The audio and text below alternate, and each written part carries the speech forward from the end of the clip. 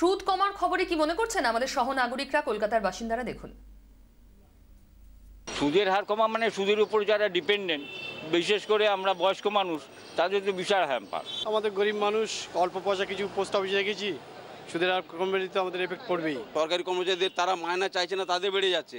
অথচ সাধারণ লোক যারা পোস্ট অফিসে টাকা রেখে খায় কি ব্যাংকে টাকা রেখে খায়, তাদের কমে যাচ্ছে। কারণ অবসরপ্রাপ্ত কর্মচারীরা বিশেষ করে এই সুদের উপরেই কিন্তু বেশি নির্ভরশীল। আমরা একটা কথা স্পষ্ট এইখান থেকে যে একটা জোন যারা সরকারি কর্মচারী তারা কিন্তু খুব সিকিউর জোনে বসে রয়েছেন, কিন্তু আমরা সত্যি যাচ্ছি কোথায় সুপর্ণদা? পিউ, আমি প্রোগ্রামটা শেষ করতে বেশি সময় নিতে চাই না। আমি বরাবরই অঙ্কে খুব কাঁচা ছিলাম, খুবই কম নম্বর বরাবর পেয়েছিলাম।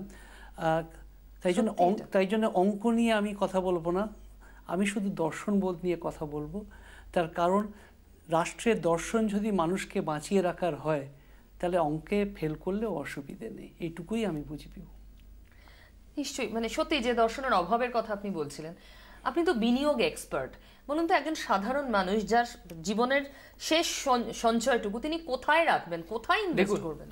দেখুন পিউ, আমি এই প্রোগ্রামে এক্স্যাক্টলি প্রোডাক্টের নাম নিতে পারবো না, কিন্তু এইটুকুন আপনাকে বলে দিই যে আজকের দিনে দাঁড়িয়ে আমাদের এখানে ডাইনামিক এনভায়রনমেন্টের দিকে কিন্তু পরিস্থিতি ঠেলে দিচ্ছে, গভর্নমেন্ট শুধু নয়, পরিস্থিতি ঠেলে দিচ্ছে।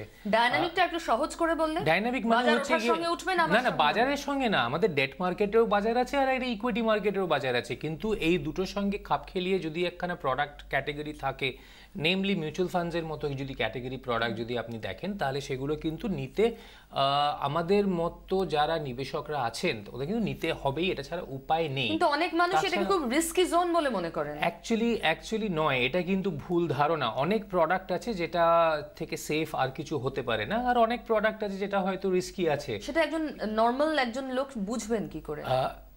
এইটা তো আমি বলতে পারি না যে সবাই মিলে আমাকে ফোন করবেন, বাট একটু পেপার পড়তে হবে। আজকের দিনে কিন্তু মার্কেটে যথেষ্ট আমি পাবলিকেশন, মিডিয়া কিন্তু ফিডব্যাক দেখছি, যেখানে লোককে সচেতন করার জন্য কিন্তু অনেক জায়গা থেকে অনেক নিউজ আসছে। ধরুন এই প্রোডাক্টগুলো সেল করার একটা তাগিদ থাকে নির্দিষ্ট সংস্থার, এবার তারা তাদের টার্গেট পূরণ করার জন্য আদৌ ঠিকঠাক বোঝাচ্ছেন নাকি অন্যটা? এইখানে মুশকিলটা হচ্ছে গিয়ে অন্য, যে এই বেসিক্যালি প্রোডাক্টগুলোকে রিটেলের কাছে পৌঁছে নিয়ে যাওয়ার জন্য এখন অত লোকজন নেই। সুপর্ণদার কাছে আমি আসবো, ফোনে কেউ রয়েছেন। সুপর্ণদা একটু থামাচ্ছি, হ্যাঁ বলুন। হ্যালো হ্যালো, আপনি প্লিজ আরেকবার ট্রাই করুন। আর কে আছেন? হ্যাঁ বলছি, আমি সঞ্জিত দাস দুর্গাপুর থেকে বলছি। বলুন বলুন। বলছি যে দেখুন, আমরা তো চাকরিজীবী যারা আছি তাদের 1% 2% ইন্টারেস্টটা কমে গেলেও অতটা প্রবলেম নেই, কিন্তু যারা ধরুন রিটায়ার্ড পারসন তাদের তো টাকাটা তো একদম ফিক্সড। তারা তো বটেই, তো সেটা নিয়ে আমরা আলোচনা শুরু করলাম। ধন্যবাদ আপনাকে। আর কে আছেন? হ্যালো। হ্যাঁ বলুন। হ্যালো বলুন। হ্যাঁ, আমি মানস নৈহাটি থেকে বলছি। বলুন। বলছি যে দেখুন, আমি একজন রিটায়ার্ড এমপ্লয়ি। হ্যাঁ, আমরা প্রাইভেট কোম্পানিতে কাজ করি।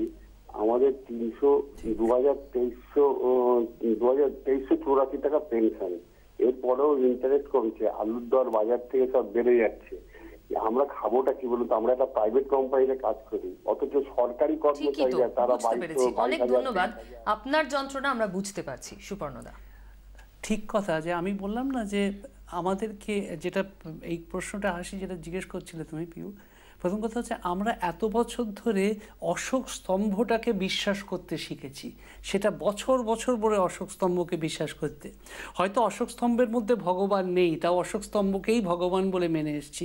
হয়তো ভগবান অন্য কোথাও থাকতে পারেন, যেটা সম্বন্ধে প্রজিতবাবু বলছেন, কিন্তু সেই অশোক স্তম্ভ বাদ দিয়ে অন্যটাকে ভগবান বলতে আরো 70 বছর লেগে যাবে।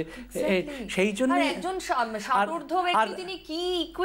আসলে আরেকটা পিউ, আরেকটা জিনিস আমি ইকুইটি বলছি না, আমি বলছি ডেটটাও যদি হয় সেটাকে কিন্তু ডাইনামিক ম্যানেজমেন্ট করতে হবে। ওরকম কোনো প্রোডাক্ট, যেহেতু আমি এই প্রোগ্রামে আছি and I am not allowed to talk about products, আমি এক্ষুনি প্রোডাক্টগুলোর নাম নিতে পারছি না, কিন্তু অনেক প্রোডাক্ট আছে যেগুলো কিন্তু এটা পারে। আপনি বলছেন এই ইকুইটির পথ বা মিউচুয়াল ফান্ডের পথটা লোকের কিছু উপায় নেই, বেছে নেওয়ার এখন একমাত্র কিছু উপায় নেই। পোস্ট অফিস পয়সা চায় না আমাদের থেকে, ব্যাংকের কাছে এত পয়সা যে ওদের কাছে পয়সা লাগবে না, নেক্সট 2 বছর 3 বছর ওদের ডিপোজিট রেটস ইনক্রিজ করার কোনো প্রশ্নই উঠছে না, ইনফ্যাক্ট কমানোর চান্সেস অনেক বেশি। তাহলে এই সবের মধ্যে আজকে সোনার মার্কেট নেই, আজকে বাড়ির মার্কেট নেই, তাহলে লোকেরা যাবেটা কোথায়? মানে বাধ্য হয়ে ভোলাটাইল মার্কেটে ঝাঁপ দিতে হবে মানুষ। না, ভোলাটাইল কেন, সেটাই আমি এই মিসকনসেপশনটা দূর করার চেষ্টা করছি যে ফান্ডস মানে ভোলাটাইল হয়, এটা কিন্তু একেবারে 1:1 রিলেশনশিপ নয়। যদি আপনারা পারেন কোনো এক্সপার্টের কাছে যদি পৌঁছতে পারেন, তাহলে ওনারা আপনাদের একটা পোর্টফোলিও তৈরি করে দেবে যেখানে ভলাটিলিটি আপনি দেখবেন আপনার ইন্টারেস্ট রেটের থেকে কম, আপনার অ্যাডমিনিস্ট্রেড ইন্টারেস্ট রেটের থেকে কম, কিন্তু এই এক্সপার্টাইজটা বেশি লোকের কাছে নেই। সেটাই তো সমস্যার জায়গা। সেটা একটা সমস্যার জায়গা। তাহলে উপায়টা কি? উপায় হিসাবে মিউচুয়াল ফান্ড একটা বড় উজ্জ্বল রাস্তা হতে পারে, আমাদের এক্সপার্ট এরকমই বলছেন। কিন্তু ব্যাংকে এখন থেকে যদি SBI এর গ্রাহক হন আপনি, অন্যান্য বেসরকারি ব্যাংকের ক্ষেত্রেও অনেকে এই নিয়মটা রেখেছেন, মিনিমাম 5,000 টাকা, ন্যূনতম 3,000 টাকা আপনাকে রাখতেই হবে। আর যার রোজগার সীমিত, তিনি যদি এত টাকা ব্যাংকেই আটকে রাখেন, তারপর তার সংসার চলবে কি করে?